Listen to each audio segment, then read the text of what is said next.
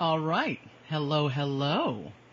This is Germantown Community Radio, WRLGLP at 92.9 FM in Northwest Philadelphia. Welcome to Vanessa's Money Hour, where I profile people, programs, resources, and strategies supporting financial security and wealth building. I'm your host, Vanessa Lowe. This show airs every Saturday and Thursday at 1 p.m. Eastern Standard Time. I welcome your questions, your guest suggestions, and your feedback. You can email those to vanessa@gtownradio.com. All right, it's a gorgeous day outside. People are getting vaccinated. There's so much hope in the world right now. I know I'm feeling pretty good. And today we have another very, very local show that I'm excited about. We're going to talk about a real estate deal that is in process and a young couple that is working on this. So we're going to cover things like essentially Northwest Philly real estate and all the issues that go along with what's going on here. We're going to talk about crowdfunding because they have a Gofundme page. And we're going to talk about equitable development, this big issue. You know, is that the opposite of gentrification? What do we do about gentrification? So my guests are Antoine and Samantha Joseph. They are a local Mount Airy couple who've been raising funds to restore the old Sun building on Wayne Avenue. I think we've all passed by it many times. Great building. So anyway, let's make sure they're on because we're still in COVID. So my guests are calling in remotely while I sit in the studio. Let me shout out to Samantha. Are you there? Say hello to the G-Town audience. Hey, I'm here. Can you hear me? I can hear you. Great. Hey. And Antoine. Thank you for having us. And I'm here as well. Thank you for having us. We're excited. All right, great. Thank you both for joining. We're going to dig into all the details, but let's get started by just getting to know the two of you a little bit better. So Samantha, let's get you started. Give us a little bit of history about yourself, a little history, what's your background and career, and how'd you get into this? Sure, yeah. So, Samantha Joseph, I've been in Philadelphia for 12 years now. I moved from New York for school. I went to Drexel. I met Antoine, and I made Philly home. He was originally from Philly, and he'll tell you that about himself. But I am actually pursuing my PhD in public health at Drexel School of Public Health right now, and my focus has always been on community health and prevention, specifically around community trauma and violence, and a lot of community organizing work. So that's really what I do, and that's my passion and my work right now. Great. And, go ahead, Antoine. Yeah, and me, I've been, like Sam said, I'm born and raised in Philly. I'm from Mount Airy. I grew up right off of Germantown Avenue. I went to St. Joe's Prep for high school, and then I studied mechanical engineering at Johns Hopkins, and after I graduated, I came back home to Philly, and I've been designing mechanical systems and plumbing systems in buildings. That's houses, big, tall skyscrapers, everything in between. All right. Yeah, that's me in a nutshell. Cool. We might return to some of that and dig in a little bit. As a matter of fact, let's add the fact. What are you doing with real estate? Give us a little bit of background on that, because this is what this is about. Yeah. So I also am a part-time real estate agent. I kind of do it on the side with friends and family. Okay. And I just like to stay involved in the real estate market. I like to know what's going on, know what houses are going for, buildings are going for, and it's always just been an interest of mine my whole life. There you go. Well, this is certainly an interesting project. So let's jump in with that, Antoine. So the building has an interesting history. Tell us about its origins and the uses over the years. Okay, so it was built in 1900, so it's 120 years old. It's on Germantown Avenue, not Wayne Avenue. I sorry. Put that in the intro. Yeah, no problem. And so, recent history, it was the home of the Philadelphia Sunday Sun newspaper, which is a black-owned newspaper run by the former head of the NAACP in Philadelphia. He passed away, I want to say about 4 years ago. I'm not sure exactly, but it was about 4 years ago. Prior to that, it was an antique shop run by a black educator named Malcolm Ford, and he was running his antique shop out of there for about 10 to 15 years in the 60s, and he was just an educator in Philadelphia. He actually has a scholarship fund named after him. So this building has had some historic roots, and we just want to make sure that that history is preserved and we can maintain the legacy. Yeah, yeah. And how long has it been vacant? It's been vacant for about 2 years. The Philadelphia Sunday Sun had moved out of it in about 2018, 2019, and no one else has moved in there since, and it's just been kind of abandoned, really. No, it's not being maintained. Weather is getting to it, so it's starting to get more and more run down as it's empty.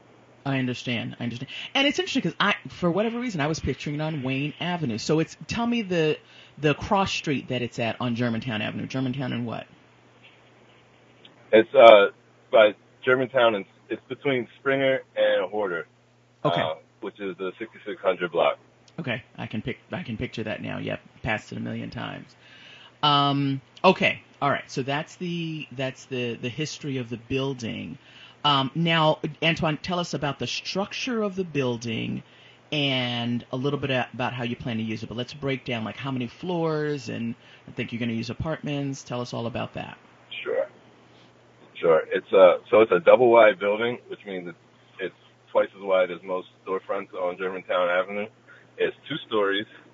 It's 3,800 square feet altogether, and the first floor, the whole building is contiguous. It goes straight across from wall to wall, and it's 2,000 square feet down there. And upstairs, there's 2 separate structures, so you can't really go straight across from wall to wall on the second floor. There's a partition wall upstairs, and upstairs is about 1,800 square feet. 1,800 square feet. Okay. And so, before we get into sort of the business model and stuff, tell us a little bit more. So you plan to have 2 apartments upstairs. Is that the idea? Yeah. So what we want to do is we want to have commercial community space downstairs and 2 separate 2-bedroom apartments upstairs. Okay. And as I was saying, upstairs is already divided, so it'll have its own separate entrances, and each apartment on the left and right will be completely independent of the other one. Okay. Sounds good. All right, Samantha. So let's dig into the business model of this structure. So how do you see the revenues? And we're going to talk through later on the actual pro forma, which is the budget for the property.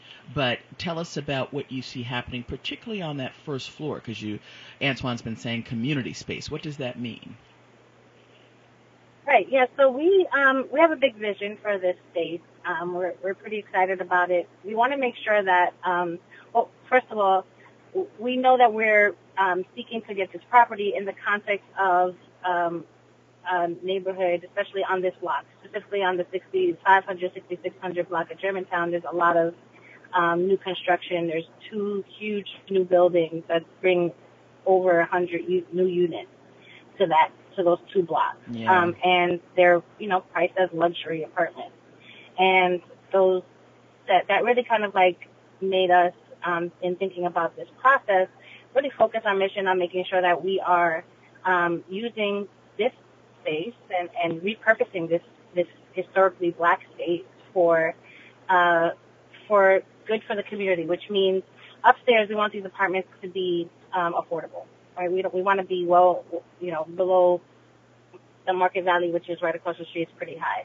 So we don't know the exact numbers. We have some draft numbers that we sent over to you, but honestly, it's going to be the fundraising that really determines what that looks like. Okay. And then downstairs, when we say community space, we're really thinking about an open space that is active constantly, and also that the activity from the avenue, comes into the space, and the space, can also activate the avenue, and that we can have events, we can have workshops, we can potentially rent it out to community partners who need an event space. And we have some other really cool ideas that if we end up having, enough money to get it done, like we'd love to have a podcast studio that we can rent out. We'd love to have, a really active community garden. But those are kind of like on the wish list right now. So what we're thinking about right now is really just an open space that's welcoming to community events and partnerships. Okay, so it's renting it out for events. I gotcha. Did you say a podcast space? If we can swing it, if we have enough money, we're in the construction budget. We'd love to have, a little studio fit out for a podcast studio that we can also rent out. Oh, that'd be cool. Everybody and their uncle is doing podcasts these days. I was so proud when I, got invited to have this radio show, and anytime I talk about it, they're like, "Do you have a podcast? Do you have a podcast?" I'm like, "Wait a minute, is radio not cool anymore?" So it's like, it should be a podcast, I'm told. So anyway, hey. So maybe you can come to a exactly. Maybe I might be your first customer. Come in there and say, "Hi, they forced me to get a podcast." So there you go. Antoine, you just mentioned, Samantha, garden space. So does it have some outside space available, like a yard? Yeah, there's some really good outdoor space. We also looked up to see how the sun hits that space, and it's actually pretty good for gardening. I'd love to, like I mentioned in my intro, I'm in community health. I would love to have a really active community garden back there. See what we can grow, and try to get some community groups or maybe youth groups involved in that process. That's part of like my something that I would be interested in personally. And if we can actually get it, right now it's just an overgrown, rundown lot, right? Okay. Like it's just a whole lot of mess back there. So if we can fix that up, to be functional for a garden, I'd love that. Okay, great. And I mean, that sounds like a project. If you put the word out, everybody would love to come. Serve them a little pizza or some Kool-Aid, and they'll help you clean that out. What's the square footage of that yard? How much space is there? Maybe like I don't know. maybe around about 150 square feet or so. I was gonna say maybe like 250, 300. Okay, so smaller, but I'm thinking that might be a space for events or gatherings. Once we can actually do those kind of things, right? So. Right. Yeah, cool. All right, so now let's get back to talking about the financing. Tell us where you are in your purchasing, because I think I had posted that you've already purchased it, but you haven't. You have a contract on it. So talk us through, because that's the thing. I think we might have here in Germantown and Northwest in general and I'll do a shout out because I think he's doing a good job. Ken Weinstein's program has something called Jumpstart. So I think a lot of people have really gotten on the bandwagon of, you know what, we are in the community. Let's be participating in the renovations that are going on, helping to improve the properties maybe that our grandmother owned, and then possibly resell. I'm actually a graduate of Jumpstart Germantown. Oh, I finished about a year ago. Okay, great. Okay, I might even ask a couple other questions about that then, because I think that's a really, really great program. Yes, for sure. I agree. So yeah, tell us. Let's even go back to how because you've been around and you were probably sort of passing the property. How did you decide to pursue it? Was there a sort of big bidding war? Because, you and speak to the issue of developers from New York City and other places are just hovering, and just sort of snatching things up so quickly. So talk to us about that process of finding this building. Sure. Contract. So it really, we've noticed that the building was empty for a while, just because we go up and down Germantown Avenue. But what really got our attention was they demolished the 3 buildings directly next to the Sun building. Mm. So if you can picture it now there's a hole where there used to be buildings, and it's got a gate and everything. It was obvious that there was heavy demolition very recently right next to the Sun building. So when the demolition was happening, we kind of got worried that the Sun Building would be next, since all those buildings in the row were all abandoned, the Sun Building and the 3 that got demolished. And we know a few years ago there was a funeral home that got demolished to build one of the apartment complexes that are across the street, and there was a auto business, auto repair shop that got demolished to build the apartment complex that's going up right now that's going to have the grocery store right on Germantown and Horta. Yep. So we figured we see all this demolition happening again. It's only logical that what's going to go up is another luxury-style apartment building or something of that nature. And there's nothing to really protect the Sun Building from that kind of demolition and new construction process. So it kind of was just a thought we talked about, but when we looked it up, we saw that the Sun Building was actually on the market. It was for sale. So then that really got our gears turning, saying, well, we don't want anyone to buy this up. How about we do something, we buy it and we do what we want with it and kind of make it a community effort. So it was just a process of seeing how much they were asking for, seeing what we could do to get financing, just looking for people who would fund our project, looking for people who would get behind us. And it was just a process that never really, we just took it one step at a time, just next step, until here we are with a bunch of community momentum. We got our money lender that's willing to back the project, and we just need to raise enough capital to close the deal. All right, we're going to come back to, and you know, my guests have agreed, and they've been very transparent about the project and the numbers, so we're going to dig into some numbers. But before we do that, Samantha, why don't you go ahead and tell us about your campaign, your GoFundMe campaign? Yeah, sure. So we started a GoFundMe campaign. Really, we went with GoFundMe because it's just well known and well trusted. And we know that we wanted to just grow community support, and we wanted to get it out quickly. It was pretty much an effort that was just like, what can we do? How can we share this information as soon as possible? Once we realized the finances, which we're going, I'm excited to go into detail with that because we had some really interesting hiccups with what the loan amount that we thought we would get versus what we actually got. So we started the GoFundMe campaign and started putting information out there. It actually got a lot of momentum really quickly, and some folks reached out to us. So we got an architect who started working with us for free, pro bono services from an architect. We also got a lawyer who said he's interested and ready, willing, and able to work with us if we need some consultation. And we also got a marketing company who then took our GoFundMe idea and really just expanded it. And created a video and a lot of media. So if you go to our Instagram page, you'll see a whole lot of content on there. We're actually working with a marketing company that's volunteering their services to help us with that. And so our campaign is really just try to help us close this gap, right? That we think that this building is going to be a great benefit to the community for them to use, and so we're asking the community to help us make it happen. All right.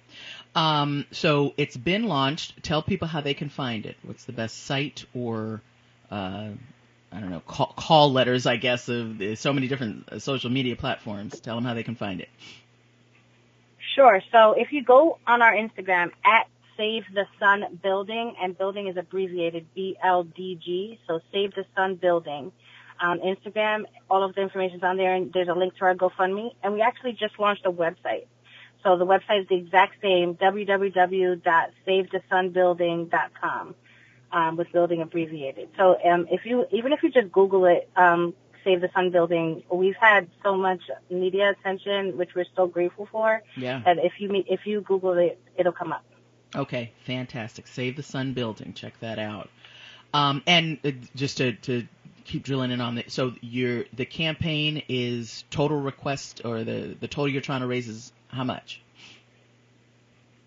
So we have a total end goal of $100,000 raised through community efforts. Okay. We're currently just under $18,000. Okay. All right. And just to understand GoFundMe a little bit, because I know there's a lot of different platforms out there. You put the campaign up. Is there a deadline by which it has to be raised, or else you have to start again?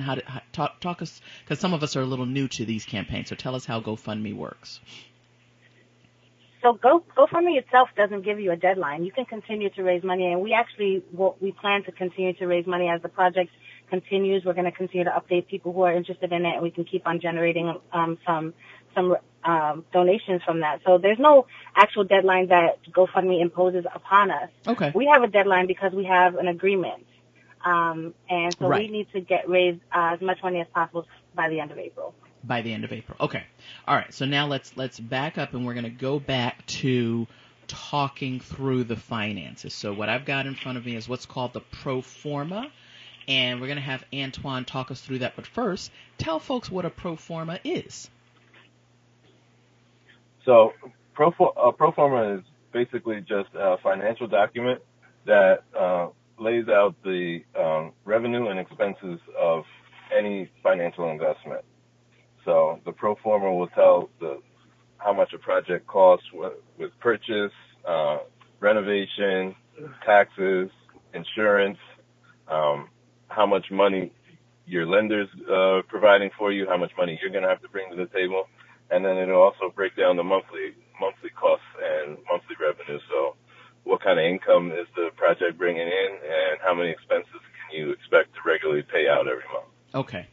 And I was so excited to get my guest on the show, but also to have a real project that they were willing to share the numbers for, because remember, this is Vanessa's Money Hour, so I like talking about the real numbers behind things. So we're going to go through section by section, Antoine, and you're going to tell us these line items and the amounts associated with them, and then I might throw in some other questions. But let's just start with the first section is labeled acquisition costs. So talk us through those. Okay, so acquisition costs, that includes the purchase price, which for this building we're under contract for $320,000. Now let me stop you there. We're also going to have to. I'm sorry. Let me just ask about are you willing to share what was the ask price?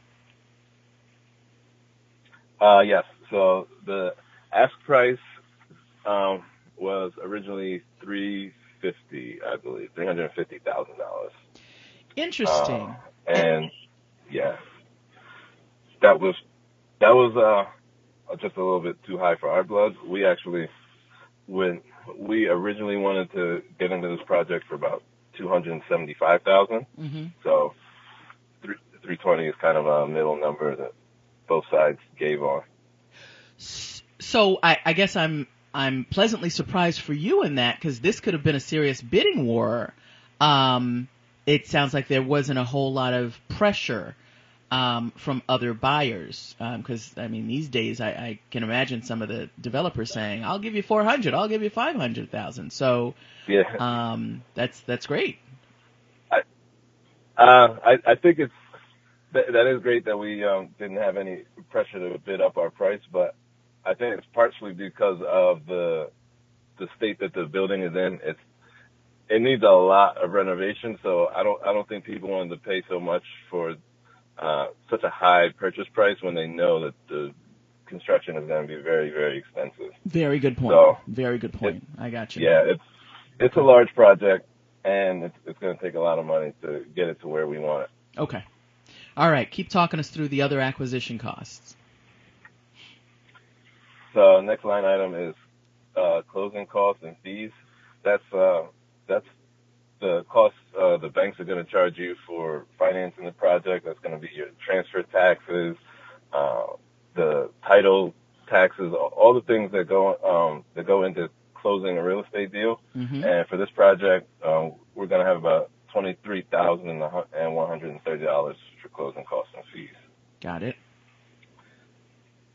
Our next line item is our construction budget, which we have at $250,000, mm-hmm. and that was after a general contractor. We actually got a couple of bids from general contractors who walked the property, saw what condition it was in, and let them know our vision and what state we need the building to be in. So $250,000 was the number that the contractor said we'll have to put in order to get the building where it has to be. And break down what some of those major cost items are in there, because you mentioned the second floor has a partition, but is that part of they're going to need to actually build bedrooms and bathrooms and kitchens in it? Yes. So right now we're the building is not fit out for apartments right now. It's private offices upstairs. I see. So we will have to fit it out for residential use. There's also major leaking coming from part of the roof, Ugh. which is coming all the way down the building. So there's definitely going to be some structural rework that's going to have to happen. The floors are not completely level, so we're going to have to rip up and redo some flooring. We'll need a new roof. We're going to need all new mechanical and electrical systems, so we're going to have to rewire the whole building, put heating and air conditioning in the whole building, plumb the whole building. We're going to have a kitchenette in the community space that's not there now, so we're going to do a little kitchen cabinet, sink. Yeah. All that has to go in the building. Okay. Those all sound like very expensive items that I'm surprised you can do it for $250,000, but okay. All right. You've gotten your quote for that. All right. Next we have, go ahead. Furniture and finishings. That's pretty much just our finishing touches and putting all the furniture for the community space and everything we just want to do, fixing up the garden, things like that. That's kind of like the last touches. And we budgeted that out at $17,000. Okay. And so our next line is our total hard cost. That's basically everything we just added up. Comes out to $610,130. Mm-hmm. $610,130. Okay. And then after the total hard cost, we also have the soft costs. And soft costs is design work and stuff that you can't physically see. So we're gonna have to hire a structural engineer. We'll possibly have to hire an interior designer. We'll have to apply for permits. We're zoned for residential because it's a CMX2, which means it's commercial mixed use. Okay. But because it's not used with residential now, we're going to have to change the use. So there's a lot of soft costs involved too, and that's where the $25,000 comes from. Okay. All right. Now, so it's interesting because I noticed that architect fee is not in here. So your architect is going to get you from beginning to end on the architecture work? He is. Okay. That's great. Yeah. That's great. We are very lucky to have an architect who's willing to take on a big project like this completely pro bono. Yeah. All right, let's go to the financing section, which I always find most interesting. And I'm going to ask, are y'all familiar with CDFIs, Community Development Financial Institutions, and have y'all talked to any of them about financing? Yeah, you want to answer? Sure. So yeah, we tried to do some research. Obviously, once we realized the expensive cost of the project, we did some research into some institutions that we know are popular in Philadelphia. Unfortunately, since this is like a very tight timeline between when we decided we needed to save the Sun Building and making sure that we're up against acknowledging that we're up against developers who can move a lot faster than we can. Yeah. Some of the questions that they were asking were just like, we don't necessarily have an established company, LLC that has taxes that can prove that, we have a history of, productive and, profitable investment. So that was a hang up a little bit for us. But since then, and since we've been getting a lot of attention, we've had some people reach out to us offering different types of programs, different types of loan products, and we're looking at that now to see, what can we actually afford? Because, borrowing money, people think borrowing money is easy, but like borrowing money also costs a lot of money. It costs money to borrow money. Yes, and it's expensive to borrow money. Yes. Yeah. Yes. Yeah. So we need to figure out now, that we're getting to like, a couple months out, whether or not we can afford to take up some of these offers that we've received around some additional community loans. Okay. All right. So talk us through the financing. And this term, I definitely want you to sort of drill into what hard money is, because a lot of people don't understand what that is, Antoine. Okay. So the first line item is a short-term / hard money loan for $354,000. So what hard money loans are they are loans that are based on an asset. So it's not really they run your credit and stuff just to make sure that you're a trustworthy person. But the loan really comes from the real estate that you're looking to purchase. Mm-hmm. And what they do is they will loan you money on properties that you wouldn't be able to get traditional bank funding for. Okay. So houses or properties that are run down, kind of like we were talking about, properties that need issues and can't get regular insurance for, hard money will step in and give you the money up front as long as you have a plan to fix it up. Mm-hmm. And you give them a timeline for which the building will get what they like to call stabilized. And what stabilized means is really just a building that we think of that is operating, running, has tenants, is bringing in income. That's the hard money loan wants you to use their money to get the building stabilized, and then you can refinance to a traditional loan, which is a loan like anyone who has a mortgage has a traditional bank financing. They want you to refinance with a traditional bank, and they'll get their money back out, and then you can get it at a lower interest rate than what the hard money loan will lend you. And they basically make all their money back. It's usually between 12 and 24 months that it takes to stabilize the building. Okay. So they want to be in and out. They're going to support you for the riskiest part of your project, and then they want the bank to come in and be your long-term kind of financer. Okay. And for all that risk, they'll give you a high interest rate for that short time period. What's your rate? How they make their money. Tell us about your rate. Our rate is 9. What'd you say? I'm sorry, I was just trying to get you to talk about the rate. Go ahead. Oh yeah, our rate for this project is 9.99%.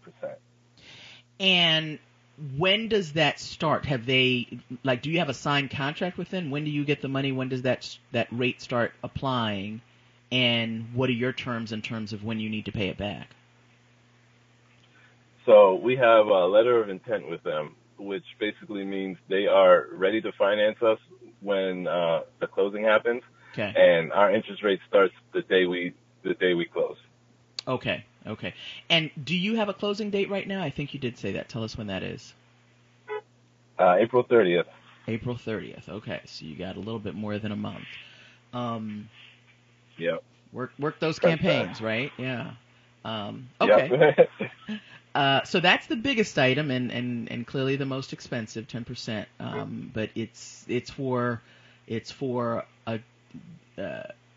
Is there a term in the document that you have that says, okay, you got to do it in 12 months or 6 months? Is that specified in there?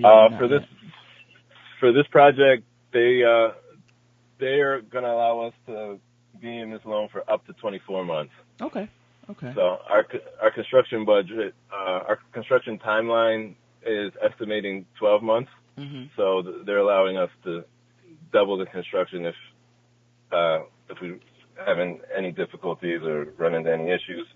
We have up to 24 months to cash them out with traditional financing. Okay. And so the project that I've heard about and been involved in, it's sort of like there's always what's called change orders, right? We thought that's what the plumbing needed, Yep. But no, it turns out something else is needed once we open that wall. So, all right. So you've got a little cushion of time. Exactly. Okay. All right. Before we go on with the rest of the section of financing, let me do a little check-in so people who have joined us later know what we're doing. You are listening to G-Town Radio, WRLGLP at 92.9 FM. Today, my guests are talking through a Northwest Philly real estate project. This is Antoine and Samantha Joseph, and they have a contract on the Sun Building, and we are, at this point, talking through the details of the financing structure and the sources and uses of funds, and I'm just loving that you all are sharing this, and I really appreciate it. All right, so let's go to the next line item. And the biggest one, of course, is the $354 and the hard money. at close to 10%, but we've got some other line items. Talk us through that. So next one is just our personal and family savings. That's just all the money we've been able to save up, put together, get from close family and friends, and that is $177,000. So now that's what we call skin in the game, and I'm assuming everybody requires that, including hard money lenders, right? Yes, absolutely. What percentage? That's our skin in the game. Okay. What percentage did they require? So they required, it's actually the other way around with the way this financial, with a lot of the hard money lenders. Mm-hmm. So they take a look at the total project after repair value. After repair value, and then, yes. So this lender is lending up to 60% of the after repair value, and we'll have to cover everything else. So that $354,000, that is 60% of our current after repair value, which is $590,000. Okay. Now, that in itself was a major headache, because when we first started out this project, us and the lender, we both agreed that an estimate after repair value would be about $725,000 for this building. Uh-huh. So that's what we initially engaged the lender with. Right. However, we had to get an appraisal on the building so that it's not an estimate. We have an actual legit professional opinion on what the after repair value was. Mm. And that value came back at $590,000, which was a very big blow to our budget. Yeah. And the reason for it was we got that appraisal in October and November. So commercial spaces were hurting then, obviously, with the pandemic, and they could only use comps comps is comparable sales. Thank you. So they could only use the comps for buildings in the past 3 to 4 months. So if you think in November, our comparable sales could only go back to June or July of 2020, which in the middle of the shutdown, those are the comparable sales that we had to compare some buildings' potential on. Interesting. So, when you think about reducing our after repair value from $720,000 down to $590,000, that 60% became a lot smaller, but our project budget that we went over in the beginning didn't get any smaller. Right. So it just meant that our hard money lender would be lending less money to complete the same project. I understand. Okay. All right, so you got personal and family savings. That is always the first source. You want to show everybody, right? I mean, the bank is certainly going to require that you have skin in the game. And I don't know, do y'all know did you talk to any banks, and what did they require in terms of your participation level, the skin in the game portion of it? Was it 10, 20, 30%? On a project like this, it's usually 30 to 40%. Okay. All right, and then we've got community donations. Talk us through that. So the next line is our community donations, and that's the GoFundMe. Okay. So I think as we talked about before, we're at $17,770 for the community donations, and our ultimate goal is to raise $100,000 to complete the project. Okay. All right. Now the big thing is that we have a deadline for closing, which was April 30th, and we need to show the bank. We need to show money in the bank for closing the week before, which is April 22nd. Okay. So in order to close, we're going to have to get the GoFundMe funds to at least $45,000 just so we could purchase the building. And then the remaining $60,000 will enable us to finish the construction, pay for soft costs, some of the other things we talked about earlier. Okay. All right. I got you. So I think this is a good time to tell us a little bit about, because that's the thing. So the banks were a little nervous about you because you don't have your LLC or anything yet, but you've got experience. So why don't you talk folks through the program that you went through and why y'all are a good risk? You know, I mean, this is your opportunity to sort of say, hey, because that's the thing. I mean, a GoFundMe, it's like you're going by just the story online. So what else would you want to say to folks to give them the confidence that, you know, if they invest in this, that they're actually going to see this happen? Yeah, so like you mentioned, I did complete the Jumpstart Germantown program, which is a program for local developers. It's like a training program for just this kind of thing. Local people who want to get involved in some of this development that's going on in their own neighborhood. And Ken really gives us, it's about a 2-month program, and he really goes through a renovation project from beginning to end and just teaches us about a lot of the stuff you don't hear about, whether it's dealing with license and inspection, pulling permits, working with contractors, architects, engineers, all those kinds of things. And on top of that, I'm also an engineer, like I said in the beginning. So I am on the other side of a lot of this, a lot of the construction business for my day job. So like when you have to get engineering drawings, when it comes to HVAC and plumbing, I'm the one producing those drawings that are going to the city. Contractors are coming to me for the design and for checking equipment, all those kinds of things. It's kind of what I do during the day for other developers. Okay. So I feel like I have a unique perspective. Even though I haven't developed my own project, I am exposed to the business. And lastly, I'm a part-time real estate agent, so I kind of understand the purchasing, selling, that side of the transaction as well. So I feel like I'm exposed to development from a lot of angles that are just not common. Okay. From a first-time developer. And how many real estate deals have you done? Have you closed, I guess I should say? Are you saying in the past year or total in my life? Total. Mm-hmm.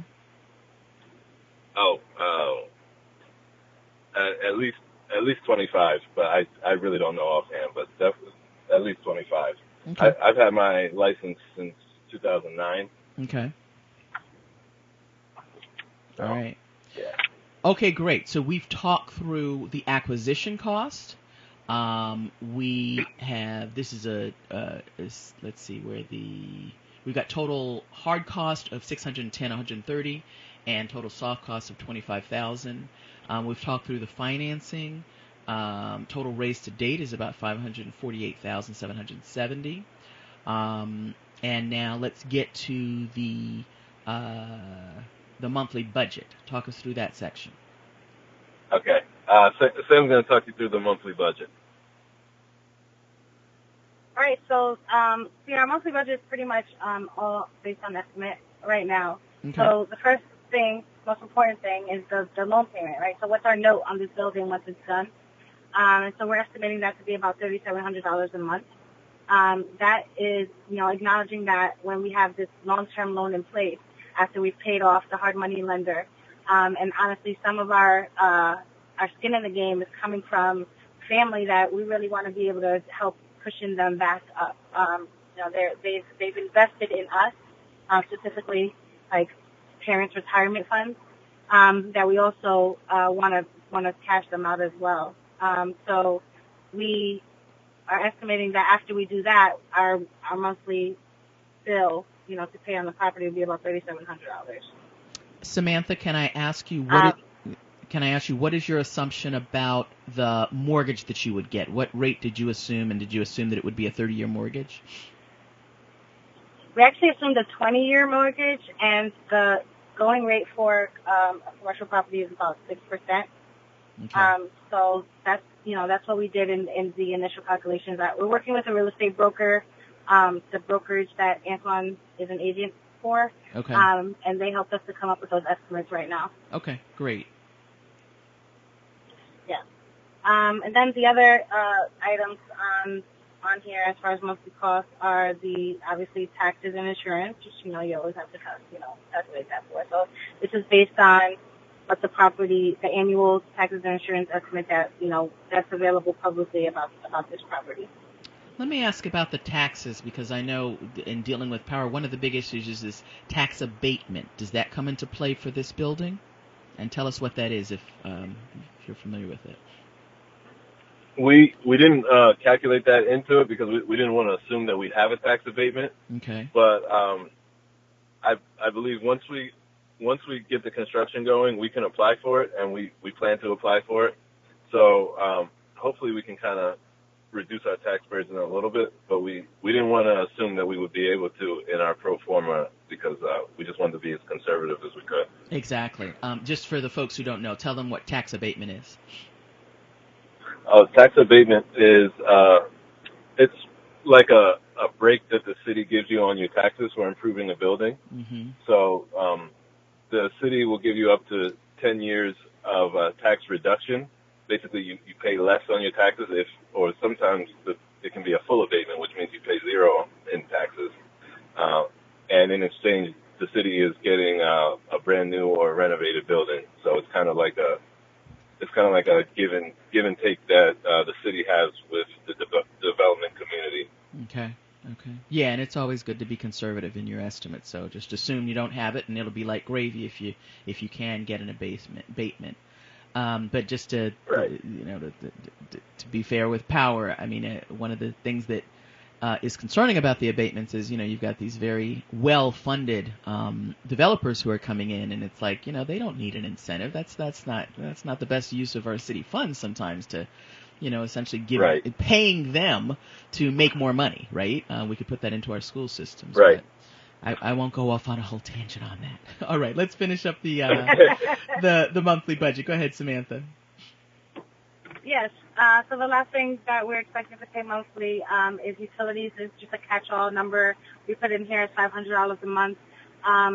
We're really not sure what this will look like, especially because if depending on the use of the space downstairs, typically the tenants pay a decent portion of the utilities. For commercial tenants, they usually calculate triple net to account for utilities, and that's part of the lease agreement. So this is what we're thinking that we would have to pay, beyond what the actual residential tenants and, however we work out the commercial space being. So this includes like the regular utilities and like alarm system and, things that we're going to have to pay monthly to maintain the property. Got it. You used the term triple net. Tell us what that is. So a triple net is pretty much a calculation based on the square footage of the commercial space. Okay. And it's a percentage of what the whole building, based on what the tenant is using, the percentage of what the utilities will cost. So it's kind of like built in. So when the tenant is paying the rent, they'll also be paying for their, for the portion of the utilities that they'll be using. Understood. Thank you for that. Okay, and the last section is the revenue. How do we expect to pay for these things? Talk us through that. Yes. So, like we mentioned before, we really want the apartments to be below market, cost.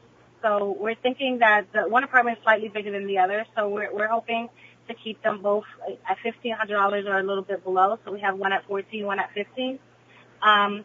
And so we're really thinking that we could help to make these two apartments, although there's going to be, over 100 units right across the street at about 18, we're hoping that we can provide some affordable options for folks who want to stay in the community, want to be in the community, and can't necessarily afford those luxury apartments.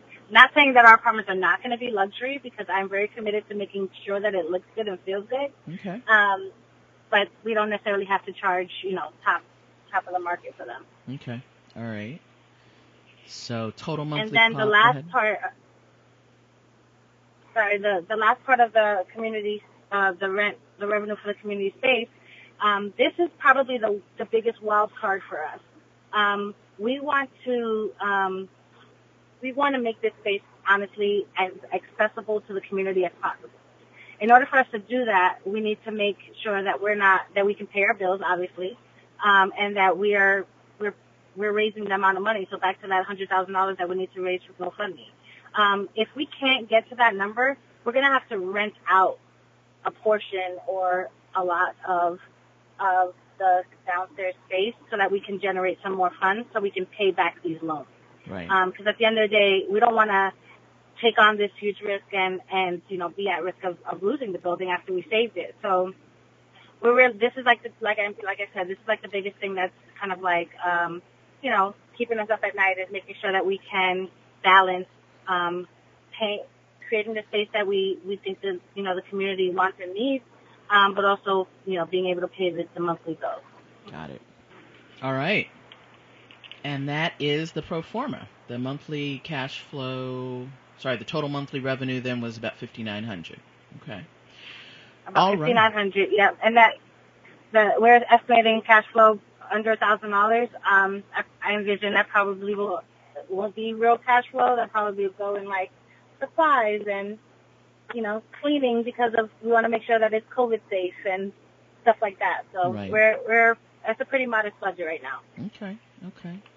All right, we've got maybe about 7 more minutes. So Samantha, why don't you talk us through, how have y'all been getting the word out? What sort of outreach and partnerships have y'all been engaged in? And who do you want to reach out to? Are there any organizations you want to do a shout out to and say, hey, we'd love to talk to you about this? Yeah, so we've been, we've gotten a lot of local attention. We've got like the ABC and an article, and we have some local articles that came out. We're doing a lot on social media. We have Instagram at Save the Sun Building. We also have a Facebook page, Save the Sun Building, LinkedIn, Twitter, everything. So we've been really pushing as much information out there. We're being as transparent as possible. I'm really committed to making sure that people feel like this project is for the community, and so you should know if you're investing $20 or donating $20 into our project, you should know where it's going. So we're really doing a lot on social media. I think that right now we really need to do a big call out to anybody who's really committed to historical preservation, anybody who's committed to Black culture in Philly. This is a project that, you can contribute to and feel like, you're combating or at least, stalling a little bit of the erasure and displacement of historical spaces in Philly. Okay. So let me suggest also talking to the registered organization. What is it called? The ROCs. West Mount Airy Neighbors is one. I think you said you already met with one of them, right? That. Go ahead. Talk about that. Right. We've East Mount Airy Neighbors, and we're actually in East Mount Airy, so we are members of East Mount Airy Neighbors, and we've started speaking to them, to their zoning committee. We also have reached out to our local legislators, let them know what's going on, to make sure that they are, although they cannot be involved, obviously financially, right. They're not allowed to be, to be involved in that, but they can show their public support for what we're trying to do. And we also have been in close communication with our local CDC, Community Development Corporation. It's Mount Airy CDC, Great. Which is just a few blocks up from the Sun Building. Yep. And they are also very supportive of our project, and they're also willing to help us, leverage any of their resources to help to get the word out and to increase our credibility. Okay. All right. Great. Partnerships help, and also since you're going to have to do, it sounds like, a zoning meetings and get that zoning approval, the more people are familiar with you and get comfortable with you beforehand is better. So that's great. Okay, yep. We've got a few more minutes. Antoine, talk us through the timeline as you see it now, or hope to see it, or hope how it all hopes to go. The fundraising, the renovation start, the apartments ready, community space, et cetera, et cetera. Okay, so like we spoke about before, our closing date is April 30th. So the immediate timeline is we are doing a full push for fundraising because we need our GoFundMe at $45,000 in order to close. So without a substantial push from fundraising, everything else is just speculation. We've got to get to $45,000 by April 21st. So that's really our big focus.